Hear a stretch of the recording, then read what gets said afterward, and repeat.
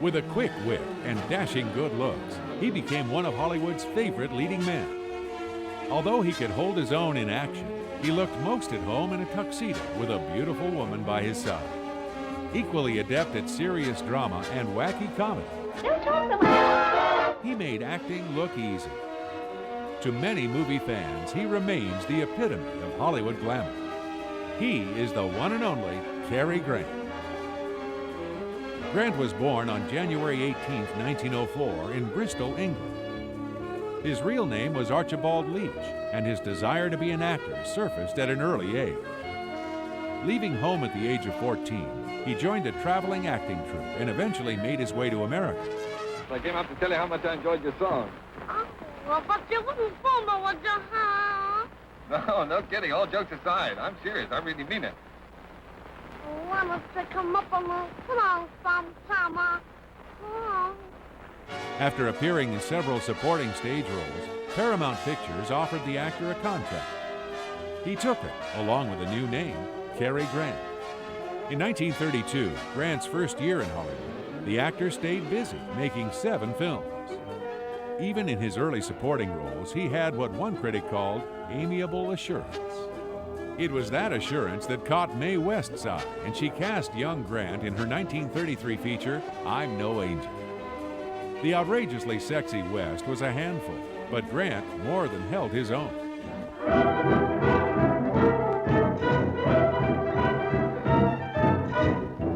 In later years, Grant would confess he learned more about acting and comedy from Mae West than anyone else he worked with. After spending several more years on the Paramount lot, Grant's contract expired in 1937. Choosing not to sign with another studio, Grant became one of Hollywood's first free agents. At RKO, the young star made a pair of future classics. The first was a comedy about a daffy heiress, a missing dinosaur bone, and a pet leopard named Baby. In Howard Hawks' Bringing Up Baby, Grant and co-star Katharine Hepburn brought the house down. The comedy was a terrible flop in its day, but it now has the reputation as the definitive screwball comedy. Grant was also right at home with rousing adventure. He starred as a British soldier in India, brawling with his friends in Gunga Din. The trio of heroes also find time to battle an evil cult, with the future of the British Empire on the line. The action and the laughs came fast and furious, creating a blueprint that Hollywood adventures follow to this day. With his next film, Grant returned to screwball comedy, starring in the film version of the Broadway hit, The Philadelphia Story. Grant was teamed again with Katharine Hepburn, and the duo cracked up audiences as a divorced couple who just might be perfect for each other. Someday over the rainbow, way up high. What is this, Connor? Oh, easy, old man. She's not hurt? No. Not wounded, all but dead. Seems the minute she hit the water, the wine hit her. Now, look here, Connor. A likely story, Connor. Hello, Dexter. Hello, George. Hello, Mike. And the night that you got drunk on champagne and climbed out on the roof and stood there naked with your arms out to the moon, wailing like a banshee. I told you I never had the slightest recollection of doing any such thing. James Stewart was also on hand for the fun, playing a tabloid reporter and winning an Oscar in the process. Things were much more serious for Grant in 1941's Suspicion. In this thriller from director Alfred Hitchcock, Grant plays a man who might be trying to murder wife Joan Fontaine. Now, what did you think I'd do, kill you? Nothing less than murder could justify such a violent self-defense. I want nothing but to spend the rest of my life with you. And if you were to die first, If I were to die first. From that moment on, my life was filled with fear. Thought of Johnny, I loved him too much to really be afraid. But the fear of not knowing, the agony of waiting, of wondering how it would happen, of waking in the middle of the night, shaking with terror, and finding myself praying that whatever it was, it would be done quickly and with mercy. Although Hitchcock wanted it otherwise, the studio insisted that no audience would ever accept Cary Grant as a murderer. So a happy ending was attached to the film. Grant's co-star also found herself smiling following the film's release. Joan Fontaine won the Best Actress Oscar for her outstanding performance. Grant got some Oscar news of his own, getting a Best Actor nomination for his work in Penny Serenade. As a young couple desperate to adopt a baby, Grant and Irene Dunne both gave outstanding performances in this timeless tearjerker. Roger. Remember this? Oh, sure. It's one of those fortune things you got at the beach. Well, fancy you keeping that. They're not always the bunk. You said that. Did I say that? Well, well. Sometimes it's like wishes, they come true. Why, sure they do. Certainly.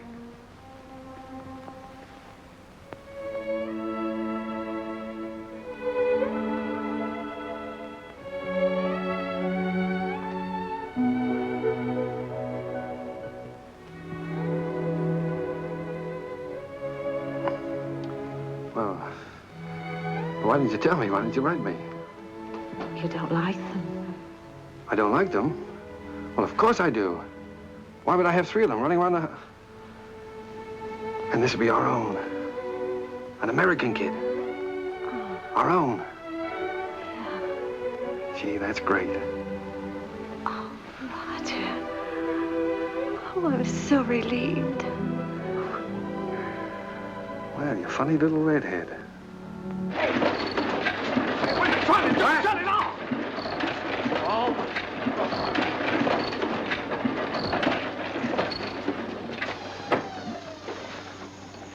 Now, what are you trying to do? What am I trying to do? I'm trying to get your crummy paper out. That's what I'm trying to do. What's the idea of waking the baby up? What baby? My baby. Your baby? Yeah. Came last night. Grant's next one teamed him with director Frank Capra. The frantic comedy Arsenic and Old Lace had been a Broadway smash. The movie version was finished in 1941, but the studio waited until the play finished its run before releasing the film in 1944. No, I can't. I won't. I can't go through with it. I won't marry you, and that's that. Look, don't you see? Marriage is a superstition. It's old-fashioned. Oh. But there's a body in the window seat. Yes, dear. We know.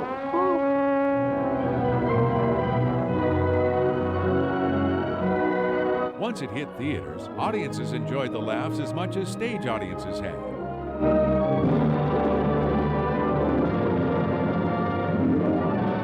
On stage, girls. Curtain going up. For his next role, Grant stepped into the shoes of famous composer Cole Porter. In Night and Day, Hollywood told its version of Porter's story. Though it presented the truth by way of Hollywood, there was still plenty of room for Porter's unforgettable songs. It was also a rare chance for fans to hear Cary Grant sing. You're the top. You're Mahatma Gandhi. You're the top. You're Napoleon Brandy. Do you always kiss women first and speak to them afterwards? If possible. Merry Christmas, Cole Porter. You write beautiful music, you're crazy, and you're forgiven. The film got mixed reviews, but it still received an Oscar nomination for Best Musical Score. In 1946, Grant re-teamed with Alfred Hitchcock for the classic thriller Notorious. Grant portrayed an American agent who enlists Ingrid Bergman to infiltrate a gang of Nazi spies. I'm sorry to intrude on this tender scene. I knew her before you did, loved her before you did. I wasn't as lucky as you. Alicia, what's wrong with you? I'm so glad you came. I had to. I couldn't stand any more waiting and worrying about you. It wasn't a hangover you had that day. You were sick then. Yes, I'm sick. What is it? Oh, death. What is it, dear? What's wrong with you? They're poisoning me. In a departure from his usual smiling self, Grant's character here is cold and clinical, using Bergman to catch the bad guy. With unbearable suspense and a famously passionate kiss, Notorious remains one of Hitchcock's and Grant's best. The following year, Grant lightened up again. Starring with Shirley Temple in the farce The Bachelor and the Bobby Soxer, Grant gave a typically delightful comedic performance. Wrong. No, it isn't really Cary's second childhood. Just one of the hilarious jams he gets into in The Bachelor and the Bobby Soxer. You see, he's dream bait for Shirley. He really sends her. But he's wolf bait for Judge Myrna, and she really sends him. On top of that, he's high man on the totem pole, low man in the three-legged race, and a knight in a cast-iron zoot suit. All because he's getting the funniest romantic rib since Adam met Eve. Now, my father was a bachelor. Really? He always said he'd know the girl he wanted to marry when he met her. Well, he met my mother, put his arm around her, and that was it. You feel nice in my arms. The film was a smash hit at the box office, and it won writer Sidney Sheldon an Oscar for Best Original Screenplay.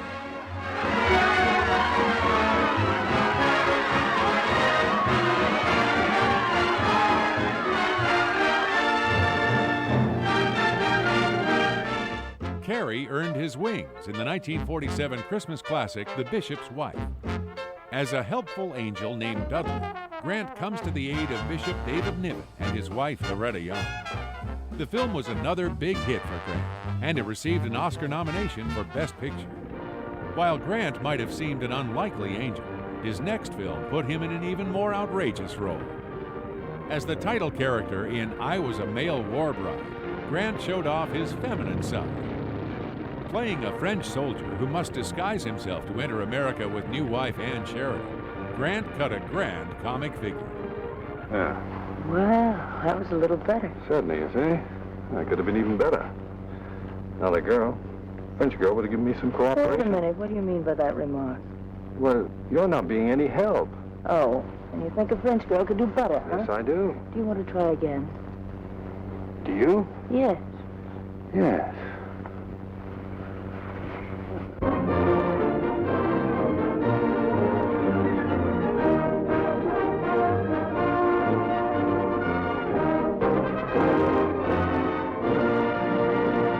In 1952, Grant found himself up to his neck in monkey business. In this Howard Hawks comedy, Grant plays a scientist developing a youth formula that works too well. I've done a lot of experimenting with this kind of thing. You can come in now, if you're not too busy. Miss Laura was just showing me her acetates.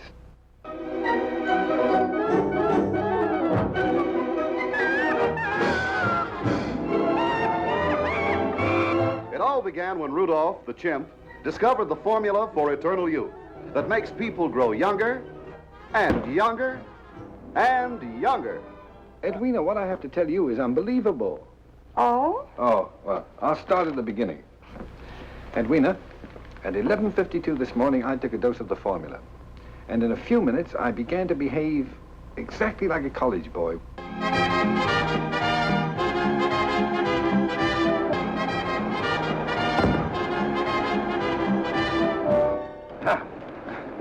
Well, all set?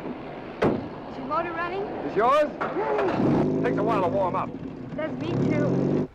Hi, Dr. Fulton. Hi. What'd you say to her? Mrs. Fulton, he said hi. I heard what he said, you peroxide kissing bug. Edwina, she didn't do anything. I'll pull that blonde hair out by its black roots. Edwina, please. Edwina, Come stop on, it. come on, Miss come Laura, on. you keep out of the way. The film is inspired fun, and it proved a wonderful showcase for future superstar Marilyn Monroe.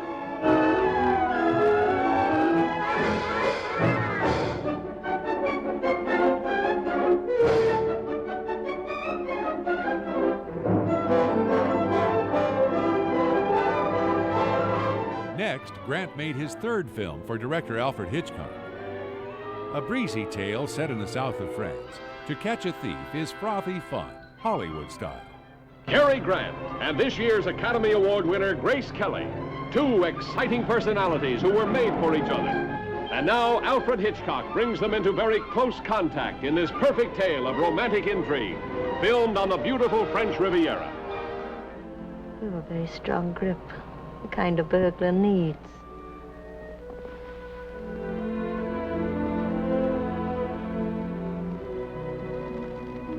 That's why you came out here, isn't it?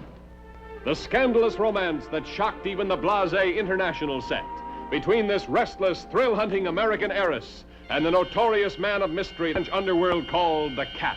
Grant is a former jewel thief pursuing gorgeous Grace Kelly while trying to clear his name.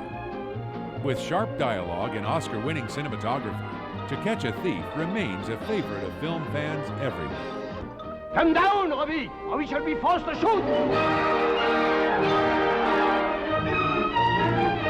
In 1957's An Affair to Remember, Grant and Deborah Carr made a classic romantic pair. Although both are involved with others, the duo find their attraction to each other hard to resist. I miss you. I miss you. Come more often. Oh, I will. Don't go away. Now, couldn't we at least eat together, you know, in my room or yours or something? The news has been all round the ship before we've had our salad. Crew talks too, you know. I understand. Do go round the other way. You're making me dizzy. I feel better, too. Wait a minute, there's something else I want to say. Now, listen, darling, you know, it's astonishing. What have you two been talking about? Oh, you'd be surprised.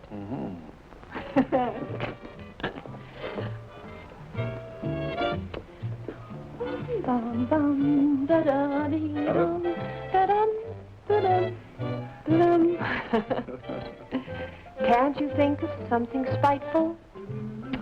Something mean that you could do? Must you be so darn delightful? You make it easy to be true. Why can't we go on doing this forever? I had a talk with the captain. It won't work. Well,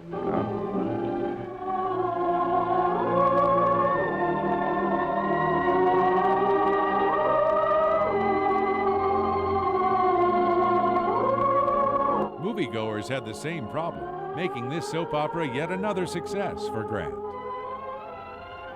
The actor made a rare misstep when he starred in the historical adventure The Pride and the Passion.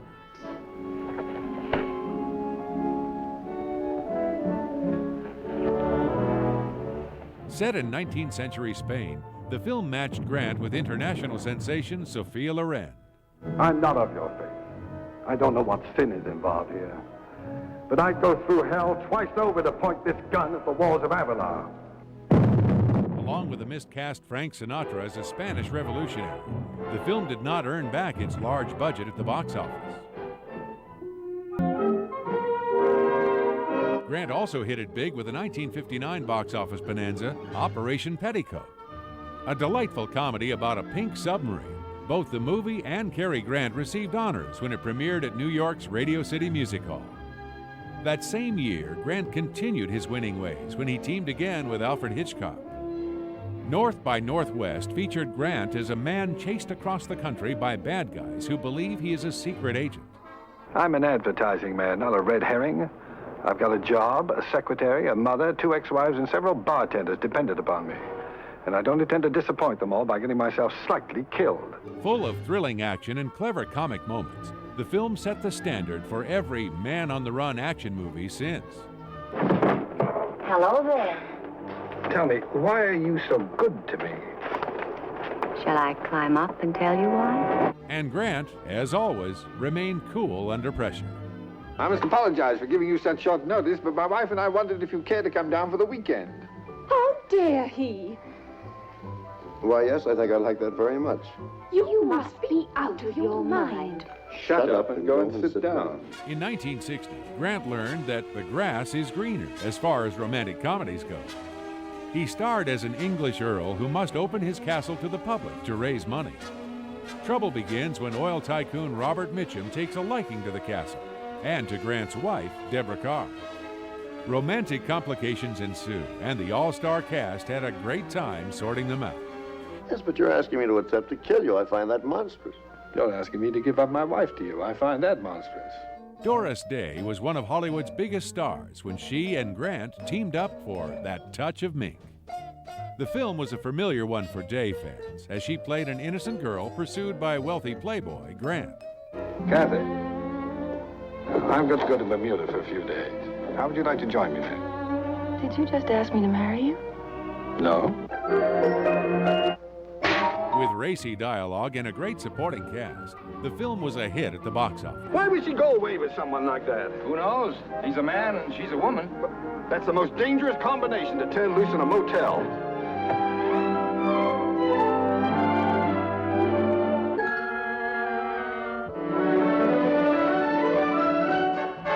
It also did well with the critics, gaining 3 Oscar nominations and a Golden Globe Award for the Best Comedy of 1962.